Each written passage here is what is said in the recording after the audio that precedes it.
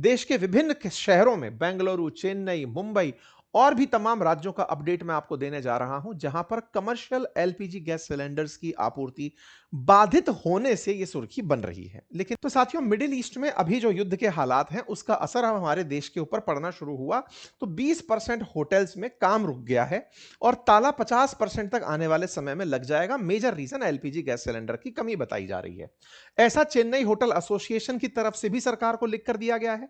प्रधानमंत्री मोदी को पत्र लिख करके मदद मांगी गई है। बैंगलोर होटल एसोसिएशन की तरफ से भी पत्र लिखकर सरकार से मदद मांगी गई है। यह मुंबई मिरर की हेडलाइन है कि restaurants panic as part of Mumbai see gas supply cut, क्योंकि जो कमर्शियल गैस सिलेंडर यूज है वो अब सप्लाई नहीं हो पा रहा है। राजस्थान, छत्तीसगढ़, महाराष्ट्र, पंजाब, आंध्र प्रदेश, तेलंगाना, लगभग हर जगह एक से हालात दिखाई दे रहे हैं।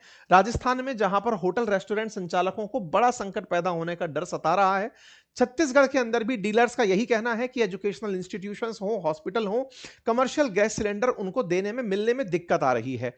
महाराष्ट्र के अंदर भी यही हाल है। पंजाब, आंध्र प्रदेश, सभी जगह ऑलमोस्ट एक जैसी खबर देखने को मिल रही है।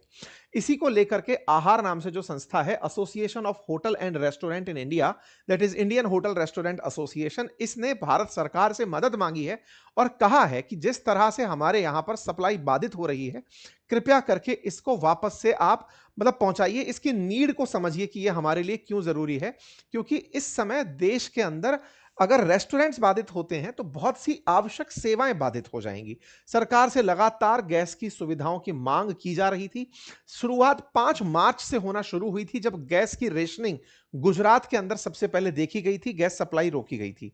साथियों, यह मामला पैदा कैसे हुआ? पैदा हुआ स्ट्रेट ऑफ हॉर्मुज के बाधित होने के कारण। स्ट्रेट ऑफ हॉर्मुज, जिस पर ईरान ने लगभग चोक लगा रखा है, वहां से होकर कतर की गैस भारत में आती थी। कतर के ऊपर जिस तरह के हमले हुए, स्ट्रेट ऑफ हॉर्मुज का और बाधित होना शुरू हुआ, तो जो एलएनजी है, लिक्विफाइड नेचुरल गैस, जो इस रास्ते से भारत तक पहुंचती थी, उसको कतर ने भेजना रोक दिया कि भाई अगर इधर से भेजेंगे तो कहीं ना कहीं कोई और आपदा होगी। अमेरिका लगातार गिना रहा है कि हमने 50 जहाज डुबो दिए। उधर की तरफ ईरान अपनी तरफ से उस रास्ते से निकलने वालों को रोक कर बैठा है, ताकि लोगों में ये जो पैनिक है ये पता चले। आज भारत को जो गैस सिलेंडर्स की किल्लत हो रही है, इसका मतलब यह है कि मिडिल ईस्ट में जो वेस्ट एशिया के अंदर स्थिति उत्पन्न हुई है, वो वेस्ट एशिया की स्थिति आपको भी पता चले कि यह युद्ध आप तक आ गया है। वहीं जो यूरोपियन कंट्रीज हैं, उन्हें यह पता चले कि जब इस देश के लोग परेशान हैं, तो ओवरऑल दुनिया के अंदर तेल और गैस की कीमतें बढ़ने लगेंगी। और तेल और गैस की कीमतें जैसे जैसे बढ़ने लगेंगी, उनके बाजार में भी ऑयल की आपूर्ति और गैस की आपूर्ति बाधित होगी। तो केवल यह ना सोचा जाए कि 20% ऑयल गैस बाधित हुआ है, वर्ल्ड में इस 20% के उपभोक्ता कहीं और से माल खरीदने लगेंगे तो ओवरऑल प्राइस हाइक होंगी। यही कारण है कि रशिया की तरफ से, पुतिन की तरफ से अब यूरोप को दी जा रही जो भी रोक करके थोड़ी बहुत सप्लाई थी, उसे भी बाधित किया जा रहा है। वो कह रहा है बेटा अब मैं भी नहीं दे रहा। इधर ईरान चौक लगा के बैठ गया, उधर रशिया चौक लगाकर बैठ गया। अमेरिका को पछाड़ने के लिए एक अलग शतरंज की गोटी सी खेली जा रही है। खैर, इस बीच में कतर का जब गैस आना बाधित हुआ, जिससे कि भारत बड़ी मात्रा में गैस मंगाता है, भारत 12 मीट्रिक टन जो है यहां से गैस मंगाता है, उसका आना बाधित हुआ तो फिर हमारे यहां पर जो सरकारी कंपनी है, उनसे कहा गया कि भाई आप अपनी रिफाइनरी से एलपीजी प्रोडक्शन तेज करिए।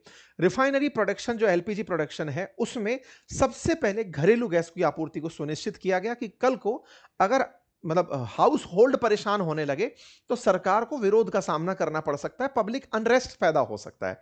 सरकार ने इसी को ध्यान में रखते हुए कुछ तत्काल प्रभाव से मेजर्स लेने शुरू किए। लेकिन इस बीच में हुआ ये कि कहीं ना कहीं गैस सिलेंडर जो घर में यूज हो रहे हैं, उनका भी कमर्शियल यूज हो सकता है। बहुत बार ऐसा देखा गया है कि घर के सिलेंडर को भी रेस्टोरेंट्स में यूज करते हुए देखा गया, तो फिर उनके ऊपर एक्शन सरकार लेती है। एक्शन सरकार लेने के पीछे जो कानून है वो क्लॉज 3 है, LPG regulation supply and distribution order 2000 का, जो प्रोहिबिट करता है होटल, रेस्टोरेंट और सिमिलर कमर्शियल एक्टिविटीज को कि जो 14.2 केजी वाला डोमेस्टिक सिलेंडर है, उसे रेस्टोरेंट में यूज ना किया जा सके। कमर्शियल सिलेंडर 19 किलोग्राम से ऊंचे होते हैं, 19 किलोग्राम या उससे अधिक वजन वाली जो गैस रखते हैं, उनको यूज करने का होता है। अगर कोई डोमेस्टिक सिलेंडर की आपूर्ति देखी गई किसी रेस्टोरेंट में तो वो एक पनिशेबल ऑफेंस होता है। साथ ही साथ कमर्शियल की कीमतें बढ़ा दी गई। इन सब का कुल मिलाकर जो असर है वो रेस्टोरेंट सर्विसेज पर पड़ना शुरू हुआ। रेस्टोरेंट सर्विसेज पर पड़ने के चलते ही सरकार ने आपात स्थिति में सारे की सारे जो डिस्ट्रीब्यूटर्स हैं उनकी मीटिंग बुलाई। सरकार ने अभी हाल ही में इनफॉर्मल इंटरेक्शन किया मीडिया प्रोफेशनल्स के साथ, डिस्कस किया कि कैसे इमरजेंस हो रहा है फिलहाल जियोपॉलिटिकल सिचुएशंस का, और सरकार ने इस बात को समझाने का भी अपने स्तर पर प्रयास किया। परिणाम स्वरूप एक और आदेश बाहर निकलकर आया कि अब इंटर बुकिंग पीरियड रखा जाएगा डोमेस्टिक एलपीजी सप्लाई के लिए। मतलब मिनिस्ट्री ने अब यह तय किया है कि आपने अगर गैस का सिलेंडर आज मंगाया था घर में, तो अब 25 दिन बाद ही आप दूसरा सिलेंडर मंगा पाएंगे। अभी तक क्या होता था, 48 घंटे में ही आप दूसरा सिलेंडर मंगा पाते थे।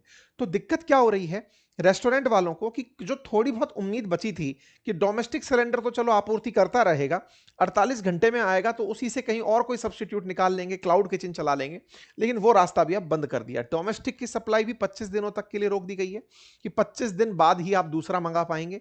और वहीं तीसरी तरफ जो कमर्शियल गैस सप्लाई है उसको बिना कहे रोका जा रहा है। सप्लाई को 80% तक रोका गया है, मतलब 80% तक उपलब्ध है, 20% भी रुक रहा है। तो उसकी वजह से किल्लत सुनाई दे रही है। पब्लिक में अनाउंसमेंट भले ही ना हो, लेकिन जब कमर्शियल गैस सिलेंडर लेने जा रहे हैं तो उसकी उपलब्धता है ही नहीं। बहुत सी जगह पर ऐसी स्थितियां उत्पन्न हुई हैं कि लोग रिफिल कराने के लिए पहुंचे हैं तो उन्हें हायर प्राइजेस पे करनी पड़ रही हैं, कालाबाजारी लोग शुरू कर रहे हैं। निश्चित ही सरकार उस पर ध्यान दे रही होगी, लेकिन यह अपने आप में एक बड़ी परेशानी बनी। जब बड़ी परेशानी बनी तो सरकार ने एसेंशियल कमोडिटी एक्ट 1955 लागू कर दिया, ईएसए।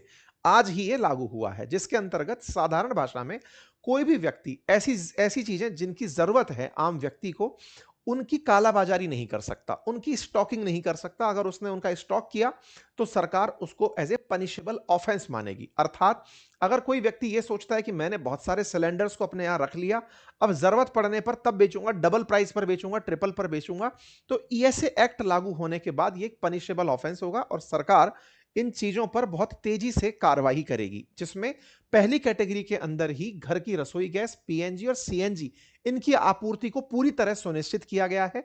यानी कि आपके घर के अंदर गैस आती रहेगी जो पाइप से आती है, और जो गाड़ियों के लिए मिलने वाली सीएनजी है इसको बिल्कुल बाधित नहीं होने दिया जाएगा। दूसरी कैटेगरी में जो खाद कारखाने चलते हैं उन बनाने वाली फैक्ट्रियों को 70% गैस की आपूर्ति की जाएगी।